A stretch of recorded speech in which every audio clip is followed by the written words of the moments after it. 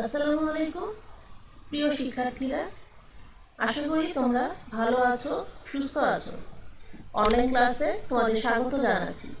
আমি Tania Islam, assistant professor, department of botany, government Bangla college.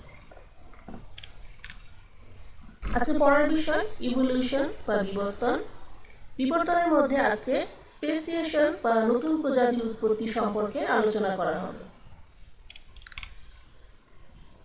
স্পেসিয়েশনকে বলা হয় নতুন প্রজাতির উদ্ভব। এটি বিবর্তনের একটি চলমান প্রক্রিয়া। পৃথিবীতে এ পর্যন্ত শনাক্তকৃত অণুজীব সহ উদ্ভিদ এবং প্রাণীর সংখ্যার প্রজাতি প্রায় 18 লাখেরও বেশি। বিবর্তনিক দৃষ্টিকোণ থেকে বলা যায় যে সকল প্রজাতি আদিকালের একটি মাত্র জীবের বংশধর, অর্থাৎ একটি প্রজাতি থেকে অন্য প্রজাতির উৎপত্তি ঘটেছে। নতুন প্রজাতি সৃষ্টির প্রক্রিয়া অত্যন্ত জটিল, বহুমাত্রিক ও সময় সাপেক্ষ ব্যাপার। প্রজাতি সৃষ্টির নেপথ্যে অনেক নিয়ামক কাজ করে। এদের মধ্যে mutation, isolation, recombination, polyploidy, hybridization, genetic drift এবং ন্যাচারাল সিলেকশন বা প্রাকৃতিক নির্বাচন বিশেষ ভূমিকা পালন করে।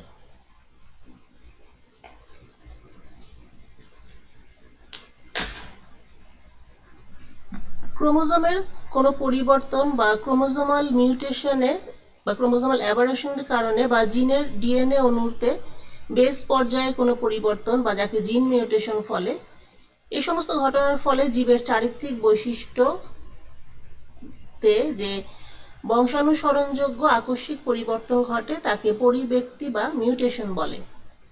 মিউটেশনের মাধ্যমে পরিবৃত্তি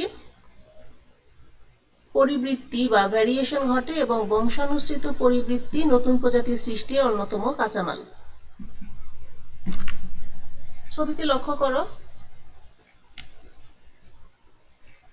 এটি একটি জীব, একটি প্রাণী। এখান থেকে বিবর্তনের বিভিন্ন ধাপ শেষে এখানে জেনেটিক ভ্যারিয়েশনের পরে এখানে নতুন প্রজাতির সৃষ্টি হয়েছে। যেমন এখানে জেনেটিক ভেরিয়েশন ঘটার ফলে বিড়ালের সৃষ্টি, এখানে জেনেটিক ভেরিয়েশনের ফলে চিতাবাঘ, এখানে জেনেটিক ভেরিয়েশনের ফলে সিংহ, এবং এখানেও জেনেটিক ভেরিয়েশন ঘটার ফলে বাঘের সৃষ্টি হয়েছে। তো এখানে এই সবগুলি প্রজাতিরই পিতৃপুরুষ বা কমন অ্যানসেস্টর এই জীবটি। তাহলে বিবর্তনের এই স্পেসিয়েশনে এই বিষয়গুলো নিয়ে আলোচনা করা হয় যে একটি পিতৃপুরুষ থেকেই বিভিন্ন প্রজাতির সৃষ্টি হয়েছে।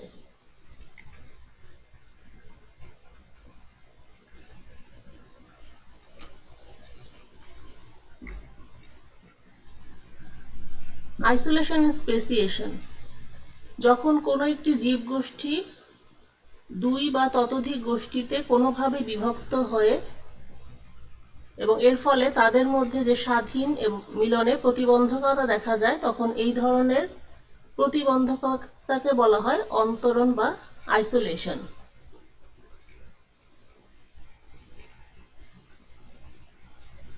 এরপরে রিকম্বিনেশন অ্যান্ড স্পেসিয়েশন। প্রজাতি সৃষ্টির ক্ষেত্রে রিকম্বিনেশনের ভূমিকা উল্লেখযোগ্য। একটি প্রজাতির বিভিন্ন সদস্যের মধ্যেও বিভিন্ন রকমের পার্থক্য থাকে। যখন বিভিন্ন সদস্যের মধ্যে ইচ্ছামতো জনন হয়, তখন কখনো কখনো এমন জীবের সৃষ্টি হতে পারে যেখানে বিভিন্ন জিনের নতুন সংমিশ্রণ ঘটে। নতুন সংমিশ্রণযুক্ত জীব যদি আলাদা জায়গায় স্থানান্তরিত হয় এবং সেখানে ভালোভাবে বংশবৃদ্ধি করতে পারে, তাহলে এটি হতে ক্রমে উপপ্রজাতি সৃষ্টি হতে পারে। Polyploidy and speciation. পলিপ্লয়েডির মাধ্যমে উদ্ভিদ জগতে প্রজাতির সংখ্যা বৃদ্ধি পেয়ে থাকে। ক্রোমোজোমের সংখ্যা বৃদ্ধির মাধ্যমে উদ্ভিদ জগতে বহু প্রজাতি উৎপন্ন হয়েছে। যেমন রাফানো ব্রাসিকা একটি উদ্ভিদ। এই রাফানো ব্রাসিকা এসেছে মূলা এবং বাঁধাকপির মধ্যে সংকরায়নের ফলে সৃষ্টি হয়েছে। পলিপ্লয়েডের মাধ্যমে প্রকৃতিতেও বেশ কিছু নতুন প্রজাতির শস্যের উদ্ভব হয়েছে। যেমন গমের একটি প্রজাতির উদ্ভাবন, এটি প্রাকৃতিক পলিপ্লয়েডের একটি সুন্দর বৈশিষ্ট্য। Hybridization and speciation. উদ্ভিদ জগৎ অপেক্ষা প্রাণী জগতে দুইটি প্রজাতির মধ্যে সংকরায়নের সম্ভাবনা খুবই কম।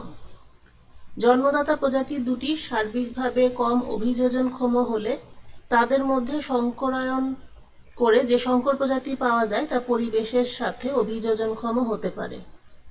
সংকর প্রজাতিগুলি নিজেদের মধ্যে সংকরিত হতে পারে এবং ব্যাকক্রসের মাধ্যমে জন্মদাতা প্রজাতির সাথেও জনন কাজে অংশগ্রহণ করতে পারে।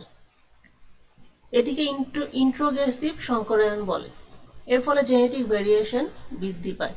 এই ভ্যারিয়েশনই অভিব্যক্তির কাঁচামাল, কেননা প্রাকৃতিক নির্বাচন এর উপর ক্রিয়াশীল হয়ে বিবর্তনিক ধারাকে স্থায়ী হতে সাহায্য করে। Natural selection and speciation. কোনো পপুলেশনের প্রতিটি জীবের বেঁচে থাকার ক্ষমতা বা ভায়াবিলিটি এবং এর উর্বরতা সব আলাদা। তো পরবর্তী প্রজন্ম উৎপাদনে জীবের অবদানকে যোগ্যতা বা ফিটনেস হিসাবে বিবেচনা করা হয় এবং এই যোগ্যতা জিন দ্বারা নিয়ন্ত্রিত। আর জিনের উপর কাজ করে প্রাকৃতিক নির্বাচন। নির্বাচনে জিন ও জিনোটাইপের ফ্রিকোয়েন্সিতে পরিবর্তন ঘটতে পারে। জিন ফ্রিকোয়েন্সি ও জিনোটাইপ ফ্রিকোয়েন্সিতে পরিবর্তনের ফলে পার্থক্যমূলক জনন ও জিনোটাইপের পার্থক্যমূলক হস্তান্তর বা ট্রান্সমিশন ঘটে। এর ফলে সৃষ্টি হয় নতুন প্রজাতি।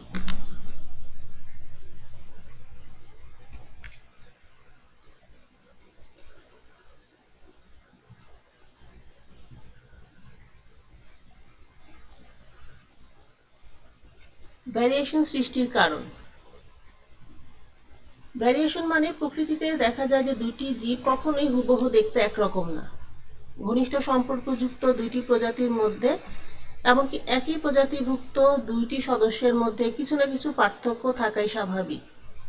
একই প্রজাতির সদস্যদের মধ্যে সৃষ্ট এবং দৃষ্ট গঠনগত, কার্যগত ও আচরণগত প্রভেদ বা পার্থক্য সূচিত হওয়ার বিষয়টি পরিবৃত্তি বা ভ্যারিয়েশন নামে পরিচিত।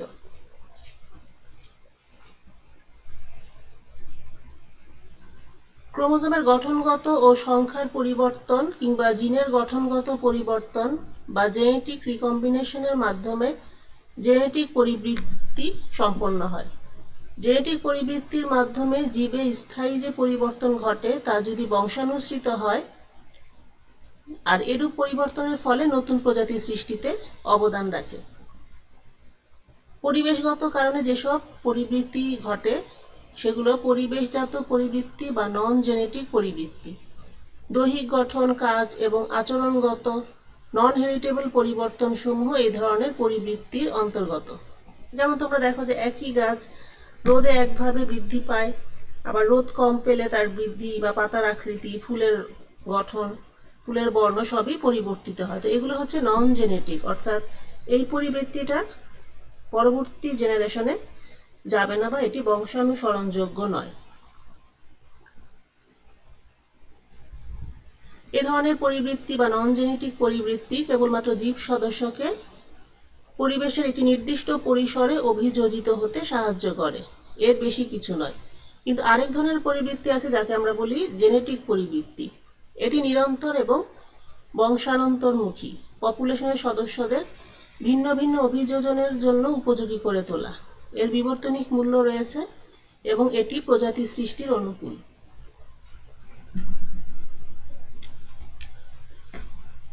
এখন আমরা দেখব মিউটেশনের কারণগুলি। মিউটেশন হচ্ছে একটি বংশানুসরণযোগ্য আকস্মিক পরিবর্তন। জেনেটিক্সে দেখা যায় যে জীবের বংশানুসরণযোগ্য বা আকস্মিক পরিবর্তনকে বলে মিউটেশন। এর মাধ্যমে জীবের জিনোটাইপের গুণগত এবং পরিমাণগত পরিবর্তন ঘটে। মিউটেশনের মধ্যে ক্রোমোজোমের সংখ্যার পরিবর্তন বা যেটাকে ইউপ্লয়েডি বলে, ক্রোমোজোমের গঠনগত পরিবর্তন যাকে ক্রোমোজোমাল অ্যাবারেশন বলে, এবং জিনের গঠনগত পরিবর্তন যাকে পয়েন্ট মিউটেশন বলে, এগুলো সবই মিউটেশন। তো ক্রোমোজোমের সংখ্যার পরিবর্তন যেটি, প্রত্যেকটি উচ্চ শ্রেণীর জীবেরই ক্রোমোজোমের সংখ্যা নির্দিষ্ট এবং দেহকোষে ডিপ্লয়েড সংখ্যক ক্রোমোজোম থাকে। দেহকোষে দুটি জিনোম বা টুয়াইসেন এবং গ্যামেটে একটি মাত্র জিনোম বা এন থাকে। দেহকোষের দুটি জিনোমের মধ্যে একটি আসে পিতা থেকে, আরেকটি আসে মাতা থেকে। এই অবস্থার নামই ডিপ্লয়েড। কিন্তু কোনো কোনো জীবে কখনো কখনো দেহকোষে দুইটি জিনোমের পরিবর্তে 3টি, 4টি বা তার চাইতে বেশি জিনোম পাওয়া যায়। এভাবে জীবের দেহকোষে জিনোম বা প্লয়েড সংখ্যা 2-এর অধিক থাকলে তখন তাকে বলা হয় পলিপ্লয়েডি। এরপরে ক্রোমোজোমের গঠনগত পরিবর্তন। অনেক সময় বিশেষ কারণে এক বা একাধিক ক্রোমোজোমের জিনগত বিচ্যুতি, জিনগত সংযোজন এবং জিনগত প্রতিস্থাপনজনিত ঘটনা ঘটে। এসব ঘটনাবলীকে ক্রোমোজোমের স্ট্রাকচারাল অ্যাবারেশন বলে। এর ফলে ক্রোমোজোমের ভৌত রাসায়নিক গঠনে পরিবর্তন আসে, যা জীবের ফেনোটাইপের পরিবর্তন ঘটায়। যেমন ক্রোমোজোমের কোনো অংশ যদি বিচ্ছিন্ন হয়ে যায় তখন তাকে বলা হয় ডিলেশন। ক্রোমোজোমের সাথে যদি এক বা একাধিক নতুন অংশ যুক্ত হয় তখন তাকে বলা হয় ডুপ্লিকেশন। দুইটি নন হোমোলোগাস ক্রোমোজোমের মধ্যে অংশের বিনিময় ঘটলে তাকে বলে ট্রান্সলোকেশন। ক্রোমোজোমের কোনো অংশ ভেঙে যায় এবং ভাঙা অংশটি যদি 180 ডিগ্রি কোণে ঘুরে উল্টাভাবে আবার একই স্থানে জোড়া লাগে তখন তাকে বলা হয় ইনভার্সন। তো এইসবের ফলে জীবের ক্যারিওটাইপ পরিবর্তিত হয়, লিঙ্কেজ গ্রুপের পরিবর্তন হয় এবং এর ফলে জীবের ফেনোটাইপে পরিবর্তন আসে, যার ফলশ্রুতিতে নতুন প্রজাতির উদ্ভব ঘটে। এরপরে জিনের গঠনগত পরিবর্তন। ডিএনএ অণুনিউক্লিওটাইডের সংখ্যা ও বিন্যাসে কোনরূপ পরিবর্তনের মাধ্যমে জিনের গঠনে পরিবর্তন ঘটে। জিনের গঠনগত পরিবর্তনের মধ্য দিয়ে পরিবৃত্তির বিকাশ ঘটে, যা নতুন প্রজাতি সৃষ্টির পথকে সুগম করে। এরপর রিকম্বিনেশন। যৌন প্রজননের সময় জিনের আদান প্রদানজনিত মিশ্রণের ফলে জেনেটিক পরিবৃত্তি ঘটে।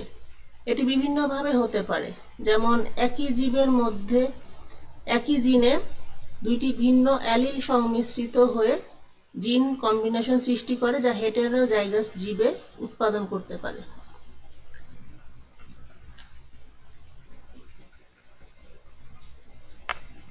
দুইটি প্যারেন্টের ক্রোমোজোমের মধ্যে র্যান্ডম মিশ্রণের ফলে নতুন জীব সৃষ্টি করতে পারে। আবার মায়োসিসে ক্রসিং ওভারের সময় ক্রোমোজোম জোড়ের মধ্যে বা ক্রোমোজোম পেয়ারের মধ্যে যদি জিনের আদান প্রদান হয় তখন একটি নির্দিষ্ট অ্যালিলের ভিতর মিশ্রণ ঘটে। এর ফলেও নতুন জিন রিকম্বিনেশনের সৃষ্টি হতে পারে। এরপর ইমিগ্রেশন। জিন ফ্রিকোয়েন্সিতে পরিবর্তন আনার আরেকটি মাধ্যম হলো আদি পপুলেশন ও নতুন অভিবাসীর মধ্যে প্রজননের সুযোগ করে দেয়া। সুতরাং নতুন জেনোটাইপ সৃষ্টির উৎস হিসাবে ইমিগ্রেশনকে চিহ্নিত করা যায়। ডাইভার্জেন্ট পপুলেশনের মধ্যে জিনের স্বাভাবিক বিনিময়ের পথ সবসময় খোলা থাকে, তাই এক পপুলেশন থেকে যখন কিছু সংখ্যক সদস্য অন্যত্র মাইগ্রেশন ঘটায় তখন অ্যাডপ্টেড পপুলেশনের জিন পুলে নতুন অ্যালিলের সমাবেশ ঘটে। এর ফলে পপুলেশনের মধ্যে পরিবৃত্তির বিস্তৃতি ঘটে।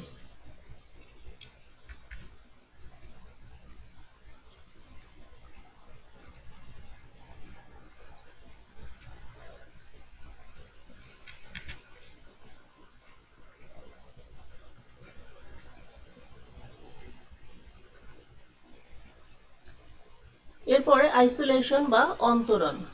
আইসোলেশন বা অন্তরণ হলো যে প্রক্রিয়ায় প্রজাতি বা পপুলেশনের মধ্যে যৌন প্রজনন জিনের আদান প্রদান ব্যাহত হয় তাকে বলা হয় আইসোলেশন বা অন্তরণ বা বিচ্ছিন্নতাকরণ প্রক্রিয়াও বলে। কোনো প্রজাতির পপুলেশনের মধ্যে যৌন প্রজননের মাধ্যমে জিনের বিনিময় ঘটে এবং সংকর উৎপন্ন হয়। আবার কোনো প্রজাতির পপুলেশন সমূহ পাশাপাশি অবস্থান করলেও প্রাকৃতিক উপায়ে এদের মধ্যে জিন বিনিময় কম হয় বা একেবারেই হয় না। মিউটেশন ও প্রাকৃতিক নির্বাচনের চাপে এই সমস্ত পপুলেশন আরও পরিবর্তিত হয়ে রেস বা সাব স্পিসিসে পরিণত হয়। কালক্রমে এ সমস্ত সাবস্পিসিস আরও বৈশিষ্ট্যমণ্ডিত হয়ে প্রজাতিতে পরিণত হয়। প্রজাতি সৃষ্টির প্রক্রিয়াকে বলা হয় স্পেসিয়েশন। যৌন প্রজননের মাধ্যমে জিন বিনিময়ের এই ধরনের প্রতিবন্ধকতাকেই বলা হয় অন্তরণ।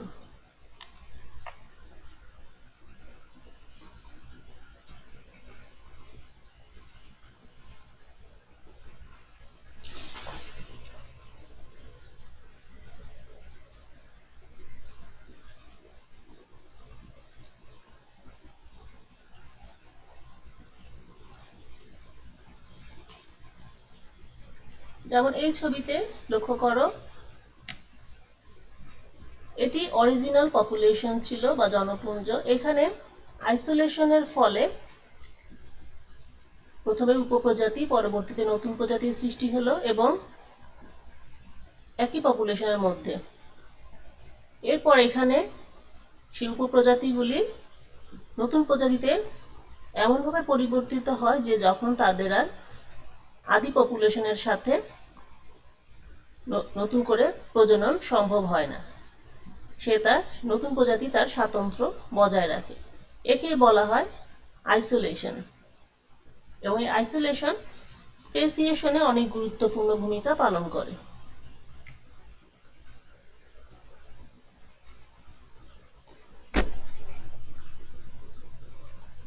আইসোলেশনকে বিজ্ঞানী মেকাম বিভিন্নভাবে শ্রেণীবিন্যাস করেছেন। প্রথমেই হচ্ছে বহির্গত অন্তরণ বা যাকে বলা হয় প্রাক যৌন মিলন অন্তরণ। এর মধ্যে আছে ভৌগোলিক অন্তরণ বা জিওগ্রাফিক্যাল আইসোলেশন। নদী, পর্বত, মরুভূমি, গভীর জঙ্গল প্রভৃতি প্রাকৃতিক বাধার কারণে একই সদস্যের বিভিন্ন পপুলেশনের, একই প্রজাতির বিভিন্ন পপুলেশনের মধ্যে আইসোলেশন দেখা দিতে পারে, কারণ তখন এক অঞ্চল থেকে অন্য অঞ্চলে জীবের অভিগমন হতে পারে না, অতএব জিন প্রবাহ অবাধ হতে পারে না। প্রতিটি জনপুঞ্জে স্বাধীন ও স্বতন্ত্র মিউটেশন উৎপন্ন হয় এবং প্রাকৃতিক নির্বাচনও চলে স্বতন্ত্রভাবে।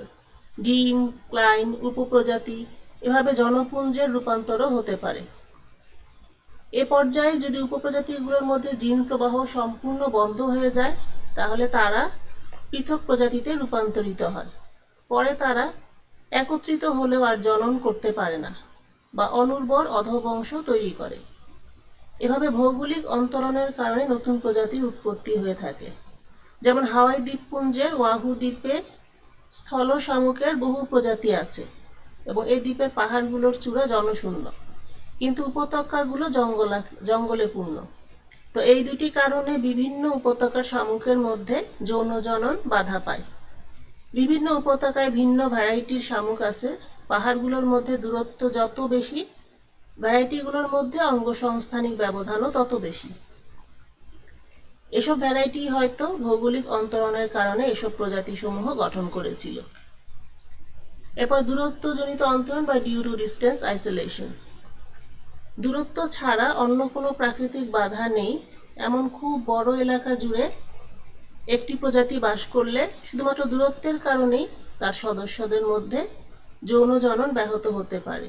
যেমন উত্তর আমেরিকার হল্যান্টিক অঞ্চলে বসবাসকারী স্তন্যপায়ী প্রাণীদের মধ্যে এ বাধা প্রচণ্ড রকমের। দূরত্বগত অন্তরণের কারণে অনেক প্রজাতির উৎপত্তি হয়ে থাকে। জলবায়ুগত অন্তরণ বা ক্লাইমেটিক আইসোলেশন। ভৌগোলিক অন্তরণ না থাকলেও হঠাৎ জলবায়ুর কোনো পরিবর্তন ঘটলে একটি প্রজাতির সদস্যগণ বিচ্ছিন্ন দলে বিভক্ত হয়ে পড়তে পারে। তাপ, আর্দ্রতা, খনিজ বস্তুর ঘনত্ব, প্রতিবেশের রাসায়নিক উপাদান প্রভৃতির কারণে বিপাক প্রক্রিয়া প্রভাবিত হতে পারে এবং শারীরবৃত্তিক পার্থক্য দেখা যায়। উত্তর এবং দক্ষিণ অন্তরীপের বাসিন্দা কড মাছের মধ্যে যৌন অন্তরণও এ কারণে উৎপন্ন হয়েছে।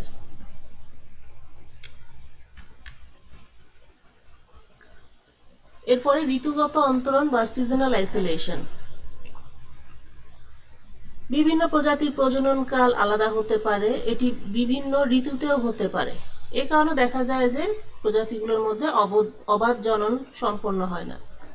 উদ্ভিদ এবং পতঙ্গে এ ধরনের অন্তরণ দেখা যায়। যেমন আমেরিকার পূর্বাঞ্চলে ওক গাছের দুইটি প্রজাতি আছে, একটি স্কারলেট এবং অন্যটি কালো ওক। তো দুইটি প্রজাতির নিবাস আলাদা, মানে হ্যাবিটেট আলাদা। স্কারলেট ওক জন্মায় নিচু, স্যাঁতসেঁতে, কম জল নিষ্কাশনযুক্ত ও অ্যাসিডিক জমিতে। আর কালো ওক পছন্দ করে শুষ্ক, উত্তম জল নিষ্কাশনযুক্ত উঁচু ভূমি, তাই তারা বিচ্ছিন্ন থাকে। কিন্তু লং আইল্যান্ডের তীরে তারা একত্রে জন্মায়, সেখানে তাদের মধ্যে কোনো পার্থক্য দেখা যায় না। আবার পাইন গাছের দুইটি প্রজাতি, পাইনাস রেডিয়েটা এবং পাইনাস মরিকাটার এর পরাগরেণু উৎপাদনে ঋতুগত ভিন্নতা আছে। প্রথমটির পরাগরেণু উৎপন্ন হয় ফেব্রুয়ারি মাসে আর দ্বিতীয়টির এপ্রিলের শেষ দিকে। এ কারণে এদের মধ্যে ঋতুগত যৌন অন্তরণ উৎপন্ন হয়েছে। এর প্রমাণ হলো এই যে কখনো কখনো এরা এদের বিস্তারের অন্তর্বর্তী অঞ্চলে একসাথে বাস করে, তখন তাদের মধ্যে বেশ উত্তম জাতের সংকর তৈরি হয়। এবং এখানে মোট পপুলেশনের প্রায় 2% পর্যন্ত এ ধরনের সংকর উৎপন্ন হতে পারে।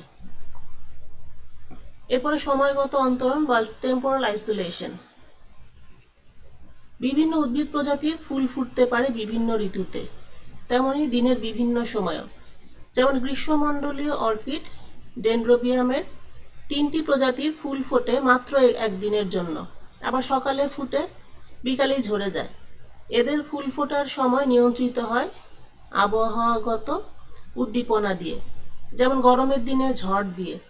এই উদ্দীপনায় সাড়া দিতে কিন্তু বিভিন্ন প্রজাতির সময় লাগে বিভিন্ন রকম। কোনো প্রজাতির ফুল আসে ঝড়ের 8 দিন পর, কোনোটির 9 দিন পর, আবার কোনোটির 10-11 দিন পর। তাই তারা সংকর গঠন করতে পারে না। একে বলে সময়গত অন্তরণ। একটা অদ্ভুত রকমের সময়গত অন্তরণ দেখা যায় দুইটি সাইকাড প্রজাতিতে। এরা খুবই নিকট সম্পর্কিত এবং একই নিবাসে বাস করে, কিন্তু দুইটি প্রজাতি একসঙ্গে খুব কমই জন্মায়, কারণ একটি প্রজাতি জন্মাতে সময় নেয় 13 বছর, অন্যটি 17 বছর। তাই দুইটি একত্রে জন্মায় এবং সংকর গঠনের সুযোগ হয় 221 বছরে মাত্র একবার। এরপর নিবাসগত অন্তরণ বা হ্যাবিটেট আইসোলেশন। হ্যাবিটাল আইসোলেশন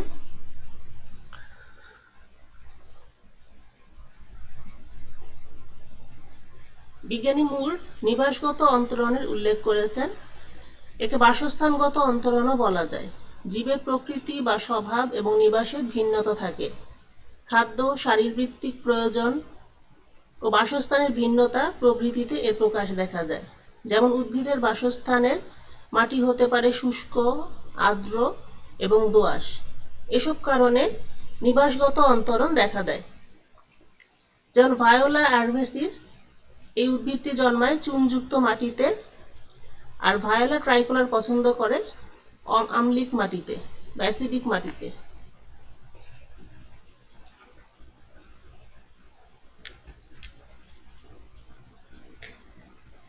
আচরণগত অন্তরণ বা বিহেভিয়ারাল আইসোলেশন। প্রাণী জগতে যৌনজননের মূলে আছে প্রত্যেক প্রজাতির পুরুষ এবং স্ত্রী কর্তৃক পরস্পরকে চেনা। স্ত্রী জাতির পছন্দে এক্ষেত্রে মুখ্য ভূমিকা পালন করে। পাখি থেকে স্তন্যপায়ী প্রাণী পর্যন্ত এই পছন্দে বিশেষ ভূমিকা রাখে, আর এই পছন্দটি আরও নিচের প্রাণীতেও হতে পারে। যেমন পতঙ্গ। বাহ্যিক গঠনের ড্রসোফিলা দুইটি প্রজাতি অভিন্ন হলেও এক প্রজাতির পুরুষ তার নিজের ছাড়া অন্য প্রজাতির স্ত্রীকে পছন্দ করে না।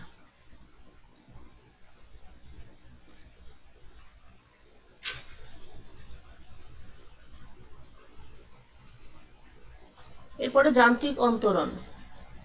প্রাণীর বিভিন্ন প্রজাতির যৌনাঙ্গের মধ্যে আকারগত পার্থক্য থাকে, যা মেকানিক্যাল আইসোলেশন নামে অভিহিত, এবং এর ফলে এদের মধ্যে যৌন প্রজনন বাধাগ্রস্ত হয়। উদ্ভিদীয় যান্ত্রিক অন্তরণ আরও বেশি দেখা যায়। যেমন দেখা যায় যে অর্কিড অ্যাকুয়ালিরিয়া ফর্মোসাকে পরাগায়ন করে হামিং বার্ড, এবং তোমরা জানো যে হামিং বার্ড হচ্ছে পৃথিবীর সবচাইতে ক্ষুদ্রতম পাখি। আর অ্যাকুয়ালিরিয়া পাবিসেন্সকে পরাগায়ন করে হকমত। তো এই কারণে যেহেতু তাদের পরাগায়নের মাধ্যম আলাদা, পরাগায়নের বাহক আলাদা, এই কারণে দুইটি প্রজাতি সংকর গঠন করে না। এখানে ফুলের আকার ও পরাগায়ন এজেন্ট পাখির আকারের মধ্যে একটি সাযুজ্য আছে। পরাগায়ন এজেন্ট বিভিন্ন হওয়াতে উল্লেখিত উদ্ভিদ প্রজাতি দুটির মধ্যে যৌন অন্তরায়ন নিশ্চিত হয়েছে। এরকম ব্যবস্থা আর অনেক উদ্ভিদেই দেখা যায়। এরপরে শারীরবৃত্তিক অন্তরণ। উদ্ভিদ ও প্রাণীর আন্তঃপ্রজাতি সংকরায়ন শারীরবৃত্তিক অন্তরণকে প্রতিহত করতে পারে। যেমন এক প্রজাতির পরাগরেণুর উদ্গম অন্য প্রজাতির গর্ভমুণ্ডে হয় না, বা তা হলেও গর্ভদণ্ডে পরাগনল বৃদ্ধি পায় না। শারীরবৃত্তিক ভিন্নতার কারণে ক্ষতিকর রাসায়নিক দ্রব্য উৎপন্ন হওয়াতেও এমনটি ঘটে থাকে।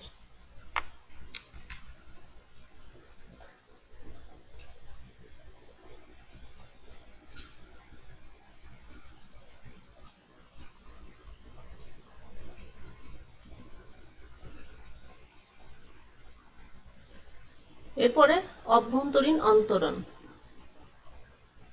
বা যেটি যৌন মিলন পরবর্তী অন্তরণ। কোনো কোনো জীবে দেখা যায় যে প্রাক যৌন মিলনগত অন্তরণ ব্যর্থ হলেও যৌন মিলন পরবর্তী অন্তরণ সফল হতে পারে। যেমন জননকোষের মরত্ব। জননকোষের মরত্ব মানে এক্ষেত্রে দেখা যায় যে যৌন জননের পরই জননকোষটি মৃত্যু হয়। একে বলা হয় জননকোষের মরত্ব। নিষেক বহির্গত হোক বা অভ্যন্তরীণ হোক, জননকোষ মরে যেতে পারে। পুরুষ এবং স্ত্রী উভয় প্রকার জননকোষেরই মৃত্যু হতে পারে। মেল গ্যামেট বা ফিমেল গ্যামেট যে কোনো জননকোষই মৃত্যু হতে পারে। কখনো কখনো জননকোষের মৃত্যু না হলেও মেল গ্যামেট ফিমেল গ্যামেটকে নিষিক্ত করতে পারে না। নিষিক্ত ডিম্বাণুর মরত্ব। নিষিক্ত ডিম্বাণু বা জাইগোট থেকে ভ্রূণ পর্যন্ত যে কোনো স্তরে আন্তঃপ্রজাতি সংকরের মৃত্যু হতে পারে। যেমন ভেড়া এবং ছাগলের সংকরে নিষিক্ত ডিম্বাণুর বিকাশ প্রথম দিকে ঠিক থাকলেও পরে অস্বাভাবিক হয়ে পড়ে, ফলে ভ্রূণের মৃত্যু ঘটে। কখনো কখনো নিষিক্ত ডিম্বাণু অস্বাভাবিকভাবে বিভক্ত হতে পারে। যেমন অস্বাভাবিক বেমযন্ত্র সৃষ্টি হয় মশা কিউলেক্স এবং অ্যাডিসের ক্ষেত্রে, অথবা অ্যাডিস এবং কিউলেক্সের সংকরে।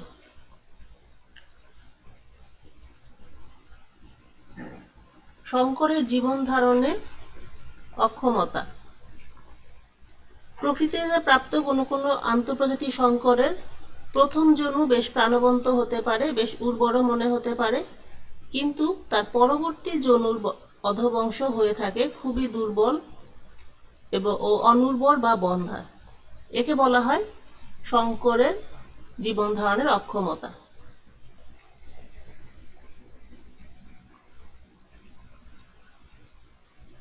বা সংকরের বন্ধাত্ব। শারীরিক বা বাস্তু সংস্থানগত কোনো কারণ এজন্য দায়ী হতে পারে। যেমন দেখা যায় যে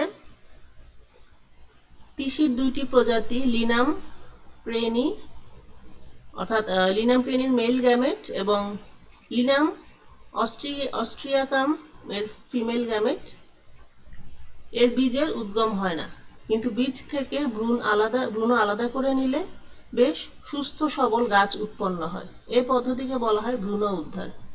কখনো কখনো আন্তঃপ্রজাতি সংকরে পুরুষ অধবংশ বাঁচে না, ফলে অধবংশ হয়ে পড়ে এক যৌনতার বা সকলেই স্ত্রী অধবংশ।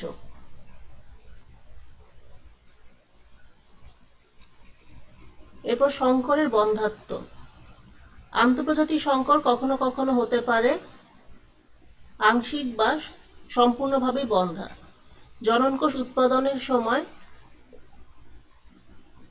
কোষ বিভাজন ও জননকোষ গঠনে অস্বাভাবিকত্ব বা অনিয়মের জন্য দায়ী। যেমন ঘোড়ার সাথে গাধা, বা গরুর সাথে মহিষ, বা ঘোড়ার সাথে জেব্রার ক্রস, অথবা বাঘের সাথে সিংহ বা সিংহের সাথে বাঘ প্রভৃতি আন্তঃপ্রজাতি সংকর তৈরি করা যায়, কিন্তু সংকরগুলি বন্ধা, কারণ এটা জননকোষ উৎপাদনের ব্যর্থতা। উদ্ভিদের ক্ষেত্রে দেখা যায় যে বিভিন্ন প্রজাতির তুলা গাছ, যেমন গসিপিয়া বারবাডেন্স, গসিপিয়া হিরসুটাম, গসিপিয়া টমেন্টোসাম, এগুলো সংকর বেশ প্রাণবন্ত মনে হলেও বন্ধাত্ব দেখা যায়। এর কারণ হলো এদের বীজ উদ্গম হয় না, বা হলেও চারা কম বয়সে মরে যায়, বা হয় খুবই দুর্বল প্রকৃতির।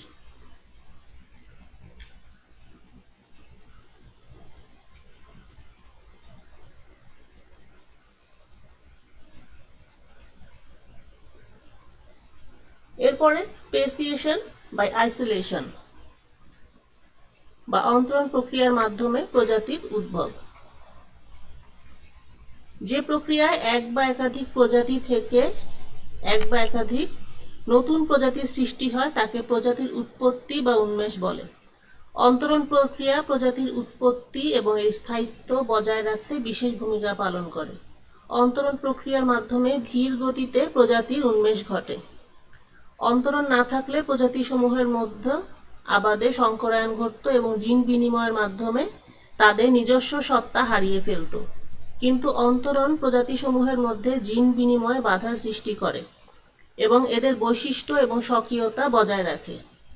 সিম্পেট্রিক অন্তরণের মাধ্যমে একই এলাকায় পাশাপাশি অবস্থিত একই গণের প্রজাতিসমূহ বা একই প্রজাতির পপুলেশনসমূহ তাদের স্বকীয় বৈশিষ্ট্য বজায় রাখে। কালক্রমে ধীর গতিতে এই সকল প্রজাতির পপুলেশনের মধ্যে মিউটেশন, রিকম্বিনেশন, ক্রোমোজোমের নানা রকম পরিবর্তনের ফলে ধীরে ধীরে তারতম্য বা ভ্যারিয়েশন পুঞ্জীভূত হয়। পুষ্পের গঠনগত পরিবর্তন, পরিবেশ ও শারীরবৃত্তীয় পরিবর্তনের ফলে পুষ্পায়ন ও পরাগায়নের সময়কালের পরিবর্তন, গ্যামেটিক ও গ্যামেটোফাইটিক অন্তরণ, সংকরায়নের ব্যর্থতা, সংকরের অনুর্বরতা ও অক্ষমতা ইত্যাদি তারতম্যের কারণে প্রজননগত অন্তরণের সৃষ্টি হয়। এ সকল পুঞ্জীভূত তারতম্যের উপর প্রাকৃতিক নির্বাচন চাপের ফলে এবং প্রজননগত অন্তরণের জন্য নতুন নতুন রেস বা ভ্যারাইটির উদ্ভব ঘটে। এই সকল ভ্যারাইটি থেকে আরও বিবর্তনের মাধ্যমে কালক্রমে ধীর গতিতে নতুন প্রজাতির নতুন উপপ্রজাতি এমনকি নতুন প্রজাতিও সৃষ্টি হতে পারে। আকস্মিক প্রক্রিয়ায় ক্রোমোজোমীয় পরিবর্তনের কারণে হঠাৎ বংশগতিমূলক পরিবর্তনের ফলে অন্তরণ সৃষ্টি হয় ও প্রজাতির উদ্ভব ঘটতে পারে। প্রজাতির উদ্ভব প্রধানত দুইভাবে ঘটে, অ্যালোপেট্রিক এবং সিম্পেট্রিক। এটি অ্যালোপেট্রিক। এক্ষেত্রে এটি মূল জনপুঞ্জ বা পপুলেশন, এখানে একটি ভৌগোলিক বাধার কারণে হঠাৎ করে একটি ভৌগোলিক বাধার সৃষ্টি হলো এবং এই যে দুইটি নতুন প্রজাতির সৃষ্টি হলো, অর্থাৎ পৃথক ভৌগোলিক স্থানে। আর এটি একই ভৌগোলিক জায়গায় দুইটি নতুন প্রজাতির সৃষ্টি হলো।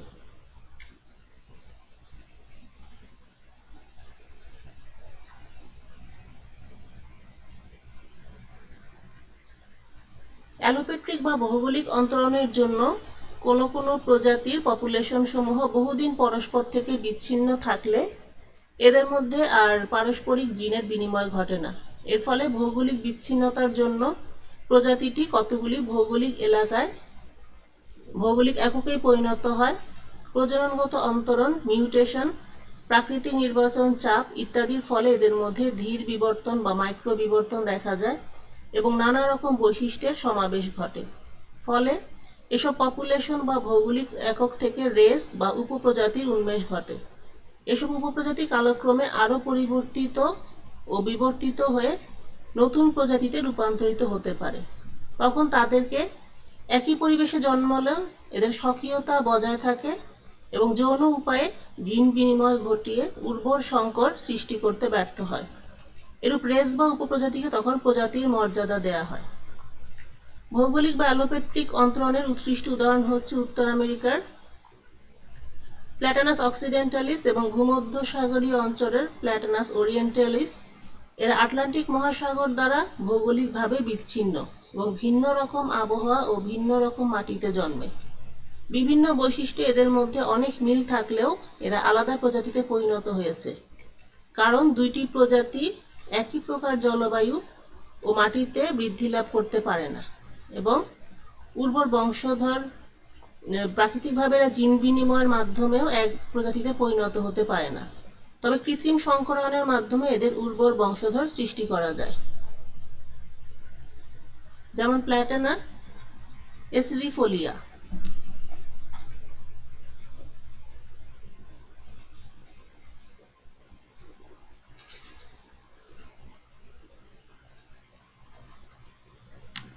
এটিও অ্যালোপেট্রিক, অর্থাৎ ভৌগোলিক বাধার কারণে এখানে হঠাৎ করে একটি জলভাগের সৃষ্টি হওয়ার ফলে প্রজাতি দুটি আরেকটি নতুন প্রজাতির সৃষ্টি হলো, একে বলা হয় অ্যালোপেট্রিক স্পেসিয়েশন, আর এটি সিম্পেট্রিক স্পেসিয়েশন।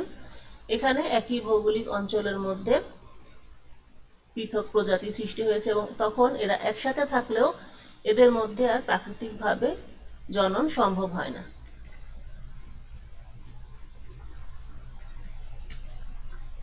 এটি অরিজিনাল পপুলেশন। এখানে জিওগ্রাফিক্যাল ব্যারিয়ার বা ভৌগোলিক প্রতিবন্ধকতার পরে এদের মধ্যে রিপ্রোডাক্টিভ আইসোলেশনের সৃষ্টি হলো এবং এরপরে দুইটি নতুন প্রজাতির সৃষ্টি।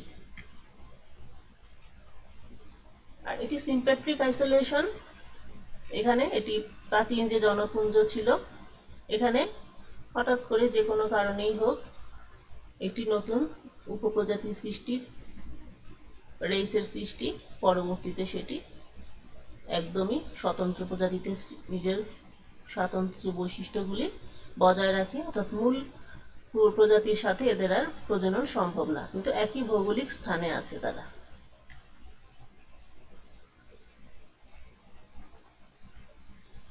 এরপর এখানে একটি ছবির সাহায্যে দেখানো হলো কিভাবে নতুন প্রজাতির সৃষ্টি হয়। যেমন এখানে প্রজনক প্রজাতি, এখানে প্রথম ধাপে সমমাত্রিক পরিবেশে বসবাসরত একটি জনপুঞ্জ।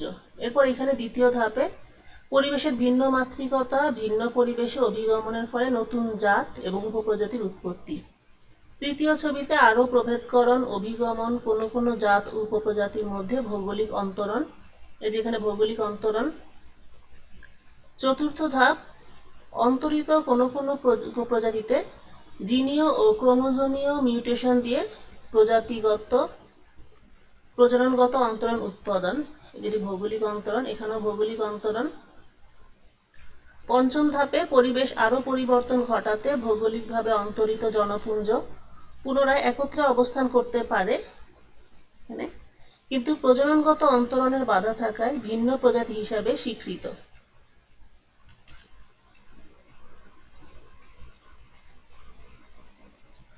অর্থাৎ এখানে ছবিতে দেখা গেল যে প্রথম ছবিটি একই রকম পরিবেশে অবস্থিত একটি পপুলেশন, কালক্রমে দেখা যায় পরিবেশের পরিবর্তন সূচিত হয়।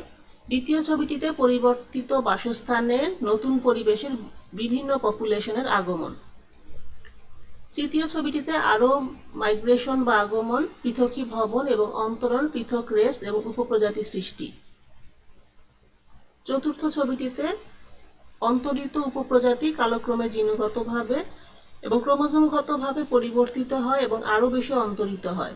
পঞ্চম ছবিতে অবিরাম পরিবর্তিত পরিবেশে পূর্ববর্তী অন্তরিত ট্যাক্সা একই স্থানে বা সিম্প্যাট্রিক্যালি সহাবস্থান করেও প্রজননগত বাধা বা অন্তরণের কারণে স্বকীয়তা বজায় রাখতে পারে।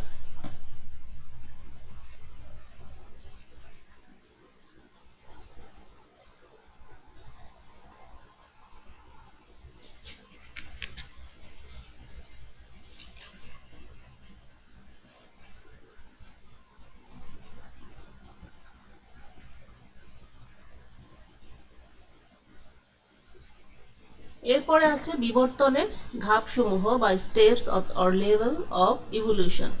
প্রধানত তিনটি ধাপ: মাইক্রো ইভলিউশন, ম্যাক্রো ইভলিউশন এবং মেগা ইভলিউশন। মাইক্রো ইভলিউশন মানে ক্ষুদ্র ক্ষুদ্র মিউটেশনের প্রভাবে যদি বিবর্তন ঘটে তখন তাকে বলা হয় মাইক্রো ইভলিউশন। অর্থাৎ আন্তঃপ্রজননশীল পপুলেশনে যে ধারাবাহিক ও ছোট ছোট পরিবর্তন দ্বারা প্রজাতির অধস্তন ট্যাক্সা যেমন রেস, ডিম, ক্লাইন, সাবস্পিসিস এগুলোর উদ্ভব ঘটে, তখন তাকে বলা হয় মাইক্রো বিবর্তন। মিউটেশন, প্রাকৃতিক নির্বাচন, জেনেটিক্যাল ড্রিফট এর সম্মিলিত কার্যকারিতায় মাইক্রো বিবর্তন ঘটে। মিউটেশন পপুলেশনের পরিবর্তন আনে, প্রাকৃতিক নির্বাচন পরিবর্তিত পপুলেশনকে পরিবেশের সাথে ধীরে ধীরে খাপ খাওয়ানোর ব্যাপারে অনুঘটকের মতো কাজ করে, আর পপুলেশনের জিন ফ্রিকোয়েন্সি পরিবর্তনে জেনেটিক ইকুইলিব্রিয়াম পাল্টে যায়। এর ফলে প্রচ্ছন্ন অভিযোজিত বৈশিষ্ট্যের প্রকাশ ঘটে। অভিযোজনের মাধ্যমে অভিযোজিত বৈশিষ্ট্যগুলি ধীরে ধীরে পূর্ণতা পেয়ে জীবকে বেঁচে থাকতে এবং সন্তান উৎপাদনে সহায়তা করে। মাইক্রো বিবর্তনের উদাহরণ অনেক জীবাশ্মে পাওয়া যায়, যেমন সি অর্চিনের জীবাশ্ম প্রমাণ করে যে ধীরে ধীরে ক্ষুদ্র পরিবর্তনের মাধ্যমে এটি নতুন আরেকটি প্রজাতিতে রূপান্তরিত হয়েছে। যেমন এখানে ছবিতে একটি মাইক্রো ইভলিউশন আছে। এই প্রজাতির থেকে ধীরে ধীরে মাইক্রো ইভলিউশনের ফলে এই নতুন প্রজাতির সৃষ্টি হয়েছে।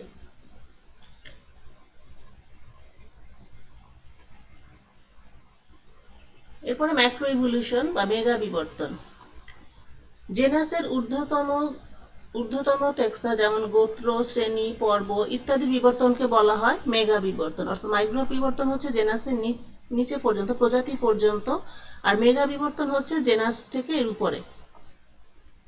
অর্থাৎ ম্যাক্রো বিবর্তন যখন প্রজাতি স্তর অতিক্রম করে জেনাস বা এর উপরের পর্যায়ে পৌঁছায় তখন তাকে বলা হয় মেগা বিবর্তন। যেমন উপচর থেকে সরীসৃপ, সরীসৃপ থেকে একদিকে পাখি এবং অন্যদিকে স্তন্যপায়ী উৎপত্তি মেগা বিবর্তনের উদাহরণ। ম্যাক্রো বিবর্তন এবং মেগা বিবর্তন উভয় ক্ষেত্রেই দ্রুত প্রাক অভিযোজন ঘটে। অনেক সময় প্রাণীদেহে এমন কিছু পরিবর্তন ঘটে যা প্রাণীর কোনো উপকারে আসে না, বরং যে পরিবেশে ওই প্রাণী বাস করে তাতে তার ক্ষতির সম্ভাবনা থাকে। কিন্তু এই পরিবর্তন ভিন্ন পরিবেশে অভিযোজিত হয়ে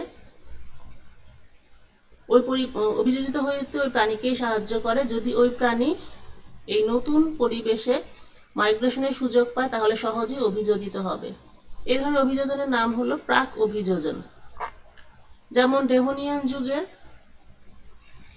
অস্টিওলেপসিস নামক মাংসাশী রিপিডিস্টিয়ান ক্রোসোপটেজিয়ান মাছ মিঠা পানির জলাশয়ে বাস করত। কালক্রমে এদের বৈঠার ন্যায় শক্ত পাখনা, মজবুত অথচ নমনীয় শির দ্বারা ফুসফুস সদৃশ বায়ুথলি, অন্ত্র, নাসারন্ধ্র প্রভৃতি নরম মাটির উপর দিয়ে চলাচল করতে এবং বায়বীয় শ্বসনে সাহায্য করেছিল। এই বৈশিষ্ট্যগুলি স্থলবাসী প্রাণীর বৈশিষ্ট্য। মাছের ক্ষেত্রে এমন বৈশিষ্ট্যের আবির্ভাব প্রাক অভিযোজনের দৃষ্টান্ত। প্রাক অভিযোজন ছাড়া ম্যাক্রো বিবর্তন ও মেগা বিবর্তন কোনোটাই ঘটতে পারে না। অর্থাৎ প্রাক অভিযোজনের বদলতেই প্রজাতি নতুন বসতিতে স্থান নেয়।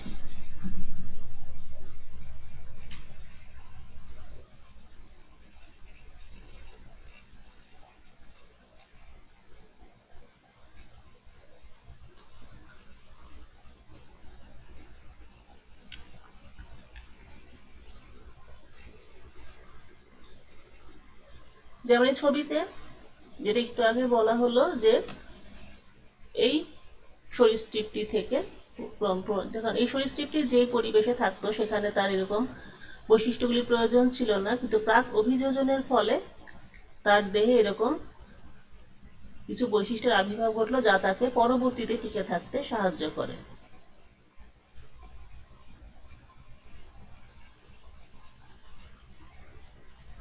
এই যে মাছটি থেকে ধীরে ধীরে এই ধরনের সরীসৃপের সৃষ্টি।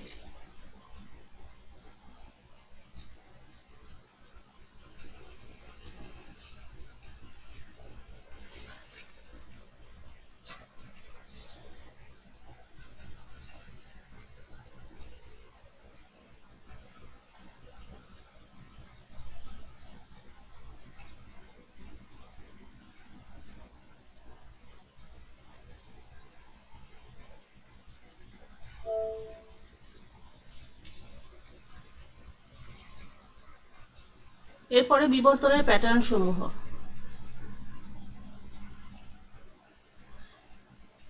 বিবর্তনের বিভিন্ন ধরনের প্যাটার্ন রয়েছে, যেমন অপসারী বিবর্তন বা ডাইভারজেন্ট ইভলিউশন। সাধারণভাবে একই পূর্বপুরুষ থেকে উদ্ভূত বংশধরদের মধ্যে অথবা নিকট সম্পর্কীয় জীব সদস্যদের মধ্যে গঠনগত, শারীরবৃত্তীয়, স্বভাবগত বা জীবনযাত্রার দিক থেকে সাদৃশ্য থাকার কথা, কিন্তু এরা যদি বিভিন্ন বসতিতে ভিন্ন ভিন্ন ইকোলজিক্যাল নিচে বিভক্ত হয়ে পড়ে তখন এদের মধ্যে আকারগত, গঠনগত বা স্বভাবগত পার্থক্য বিকশিত হবে এবং মনে হবে যেন এদের পূর্বপুরুষের মধ্যে আদৌ কোনো সম্বন্ধ ছিল না। এভাবে একই পূর্বপুরুষ থেকে উদ্ভূত জীবগোষ্ঠীর মধ্যে অভিযোজনিক বিচ্ছুরণের কারণে সৃষ্ট বিবর্তনকে অপসারী বিবর্তন বা ডাইভারজেন্ট ইভলিউশন বলে।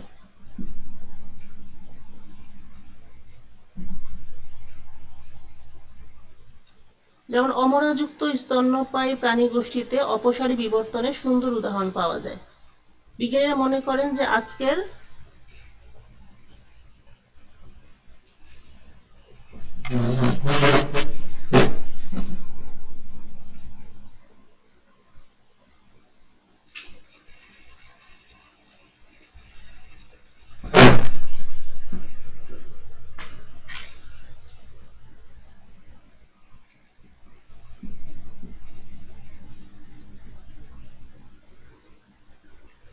বিজ্ঞানীরা মনে করেন যে আজকের সকল অমরাযুক্ত স্তন্যপায়ী প্রাণী ক্ষুদ্র আকারের 5 আঙ্গুলযুক্ত খর্বাকার পা বিশিষ্ট ইঁদুরের ন্যায় স্থলচর পতঙ্গভুক প্রাণী থেকে উদ্ভব হয়েছে।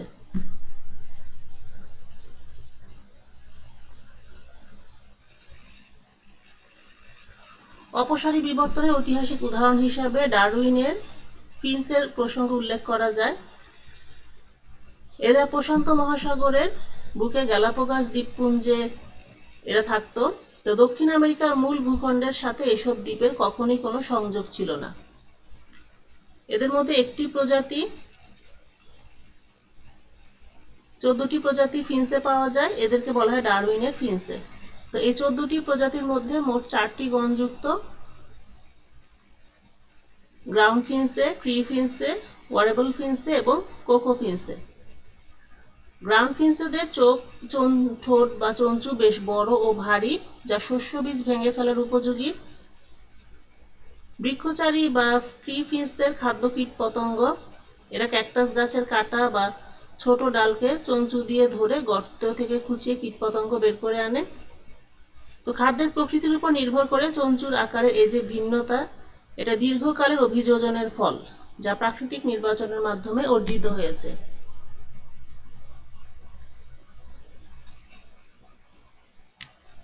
এখানে এটি একটি ফিন্সে, এখান থেকে এদের খাদ্য গ্রহণ প্রক্রিয়ার পার্থক্যের কারণে এদের ঠোঁটের আকৃতি পরিবর্তিত হয়েছে। যেমন এটি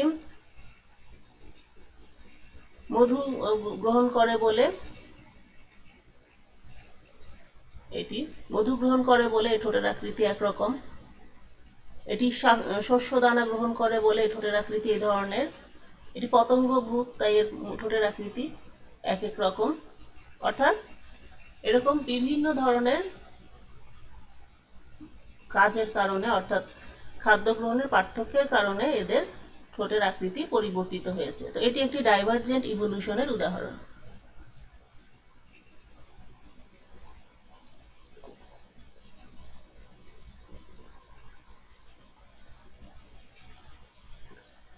এরপরে কনভার্জেন্ট ইভলিউশন বা অভিসারী বিবর্তন। অভিন্ন বসতিতে একই পরিবেশে বসবাসের জন্য বিভিন্ন পূর্বপুরুষ থেকে উদ্ভূত জেনেটিক সম্বন্ধবিহীন জীবগোষ্ঠীর মধ্যে কেবল অভিযোজিত বৈশিষ্ট্যের প্রেক্ষিতে যে মিল বা সাদৃশ্য লক্ষ্য করা যায় তা অভিসারী অভিযোজনের ফল। অভিসারী অভিযোজনের ফলে যে বৈচিত্র্য বা পরিবর্তন ঘটে তা কেন্দ্রাভিমুখী বা অভিসারী বিবর্তন বলে। যেমন স্যামন, হাঙ্গর, ডলফিন ও তিমি এরা সকলেই সাগরে বাস করে। এরা ভিন্ন ভিন্ন গোষ্ঠীভুক্ত এবং পৃথক পৃথক পূর্বপুরুষ থেকে উদ্ভূত হলেও কেবল একই পরিবেশে বসবাস করার কারণে এদের দৈহিক আকারে অনুরূপ পরিবর্তন হয়েছে। পানিতে দ্রুত চলাচলের জন্য এদের দেহ মাকু সদৃশ হয়েছে। এদের পাখনা বা বাহু বৈঠার ন্যায় আকার ধারণ করেছে। দৈহিক বৈশিষ্ট্যের এরূপ সাদৃশ্য অভিসারী অভিযোজনের ফল।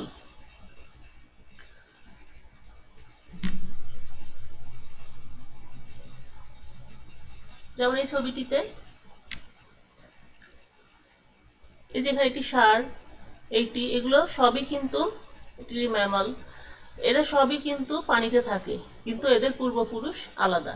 কেউ উৎপন্ন লাভ করেছে মাছ থেকে, এটি উৎপন্ন লাভ করেছে সরীসৃপ থেকে, এটি উৎপন্ন লাভ করেছে ম্যামাল থেকে। কিন্তু তাদের দৈহিক বৈশিষ্ট্যে অনেক সাদৃশ্য আছে, কারণ তারা একই ধরনের পরিবেশে থাকে। এই জন্য এদের আদি জীবগোষ্ঠী আলাদা হলেও পরিবেশে টিকে থাকার কারণে এদের বৈশিষ্ট্যগুলি একই ধরনের।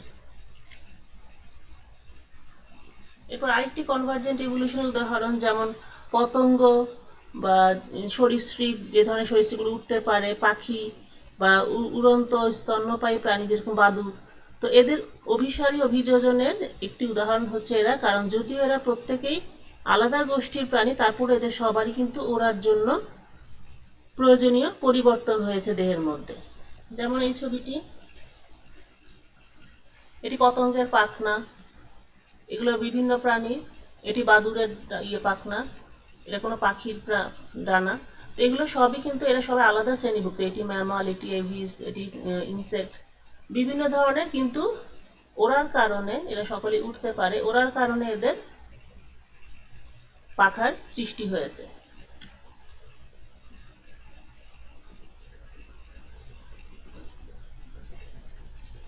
এরপরে প্যারালাল ইভলিউশন বা সমান্তরাল বিবর্তন। জাতিজনিক দিক দিয়ে ঘনিষ্ঠ সম্পর্কযুক্ত একটি প্রাণী গোষ্ঠীর সদস্যরা ব্যক্তিগতভাবে ও পৃথকভাবে কেবল একই পরিবেশে বসবাসের কারণে যখন অপর কোনো দূর সম্পর্কীয় প্রাণী গোষ্ঠীর সদস্যদের অনুরূপ জীবনযাপন পদ্ধতি ও আঙ্গিক বৈশিষ্ট্য বেছে নেয়, তখন সেখানে যে অভিযোজন ঘটে তাকে বলে সমান্তরাল অভিযোজন। আর এই ধরনের অভিযোজনের ফলে যে বিবর্তন ঘটে তাকে বলে সমান্তরাল বিবর্তন। যেমন এই ছবিতে দেখা যাচ্ছে অস্ট্রেলিয়ার মার্সুপিয়ালদের মাঝে জীবনযাপন প্রণালী ও আঙ্গিক বৈশিষ্ট্যের ব্যাপক বৈচিত্র্য লক্ষ্য করা যায়। অভিযোজনিক দৃষ্টিকোণ থেকে এরা অমরাযুক্ত স্তন্যপায়ী প্রাণীদের সাথে যেন সমান তালে অভিযোজিত হয়েছে। অমরাযুক্ত স্তন্যপায়ী প্রাণীদের অনুপস্থিতিতে এরা অস্ট্রেলিয়ায় বিভিন্ন অভিযোজনিক ধারায় বিকশিত হয়েছে। এদের মধ্যে কেউ কেউ খোলা প্রান্তরে, যেমন কিছু ক্যাঙ্গারু আছে।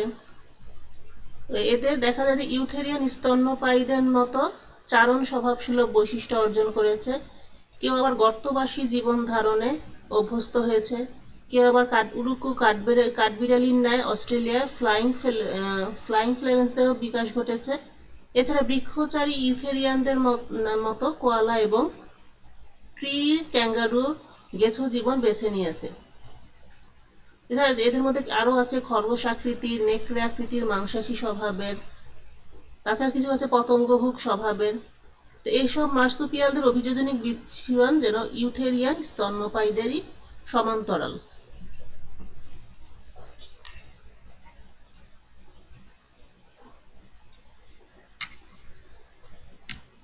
যেমন এখানে ছবিতে এগুলো সবই মার্সুপিয়াল, কিন্তু এরা এই ইউথেরিয়ান স্তন্যপায়ীদের মতোই অভিযোজিত হয়েছে।